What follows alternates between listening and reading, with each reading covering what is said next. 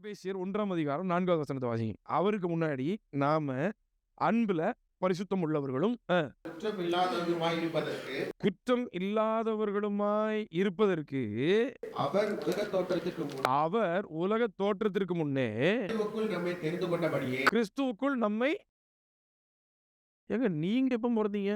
உங்க பிறந்த நாள் என்னன்னு சொல்றேன். உலக தோற்றத்துக்கு முன்பதாகவே கிறிஸ்துவ பிளான் பண்ணும் போதே பிதா உங்களையும் பிளான் பண்ணி இருந்தார் இல்லையா? அவருடைய மைண்ட்ல நான் என்னைக்கு பிறந்தனோ அதுதான் என்னுடைய பிறந்த நாள். தெளிவா எழுதுறாரு அப்போஸ்தலனாகிய பவுல் எபேசியருக்கு.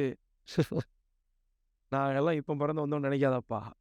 உலகம் தோன்றுவதற்கு முன்பதாகவே நாங்க கிறிஸ்து இயேசுவுக்குள் நாங்கள் தெரிந்து கொள்ள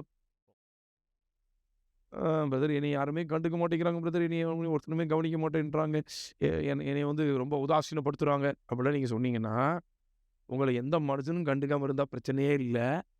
உங்களை ஒருத்தர் கண்டுகிட்டதுனால தான் இன்னைக்கு நீங்க இந்த உலகத்துக்கே வந்திருக்கிறீங்க. அல்லேலூயா. இது நான் வந்து என்னுடைய பிரசங்கத்துக்காக நான் எடுத்துட்டு வரல. ஆல்ரெடி இங்கே தான் இருக்குது, இது பைபிளில் தான் இருக்கு. சரியா? அப்போ நீங்க பிறந்ததுமே எப்போதான்? ஸ்பிரிச்சுவல் பீப்புள் நான் சொல்லிட்டு இருக்கேன். நான் எல்லாரையும் சொல்லலை. ஆவிக்குரிய நபர்களுக்கு நல்லா தெரியும். நாம் இப்போ பிறக்கலை. நாம் அவருடைய மைண்டில் எப்போவோ என்ன செஞ்சிட்டோம்? பிறந்துதான் இருக்கிறோம். அல்லேலூயா. அதாவது கிரிக்கெட் விளையாடுறவங்கள பார்த்தீங்கன்னா தெரியும். திடீர்னு கேப்டன் என்ன பண்ணுவார்னா, யாரை பேட்டிங் பண்ண வைக்கணும், யாரை பவுலிங் பண்ண வைக்கணுங்கிற அந்த அந்த அந்த பிளானை என்ன பண்ணிக்கிட்டே இருப்பார், மாற்றிக்கிட்டே இருப்பார், மைண்டில் வச்சுருப்பார். சரி, இப்போ இவன் அவுட் ஆனான்னா அடுத்து யாரை இறக்கணும், இப்படி வந்து மைண்டில் வச்சுக்கிட்டே இருப்பார். நான் நினைக்கிறேன் ஆண்டவருடைய மைண்டில் நம்மளை எப்போ இறக்கணும்னு அவர் மைண்டில் வச்சுக்கிட்டே இருந்திருப்பார். நமக்கான டைம் வந்த உடனே கரெக்டான வருஷத்தில் கரெக்டான அப்பா அம்மாவுக்கு கரெக்டான இடத்துல நம்மளை களம் இறக்கி விட்டுருக்கிறார். இது எத்தனை பேரால் பிலீவ் பண்ண முடியுது?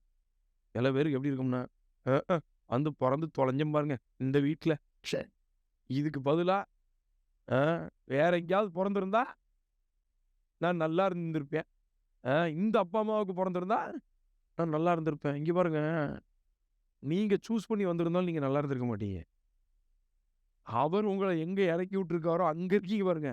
இது மிகப்பெரிய பிளெஸிங். நீங்கள் இது ஏன் இப்படி சொல்கிறேன்னா, நம்மளுடைய என்ன சொல்கிறது, ஆண்டருடைய பிளானில் நம்ம இருக்கிறதே அது ஒரு மிகப்பெரிய பிளெஸிங். அது அல்லேலூயா. அது சில பேருக்குலாம் வந்து, பிரதர் நான் வந்து 80s கிட்ஸ் இல்லைனா நான் 90s கிட்ஸ், நான் 2000 கிட்ஸாக இருந்தால் நான் பிளெஸிங்காக இருந்திருப்பேன். நாம் எப்போ இருந்தால் இந்த உலகத்துக்கு பிளெஸிங்காக இருப்போம்னு அவருக்கு தெரியும்.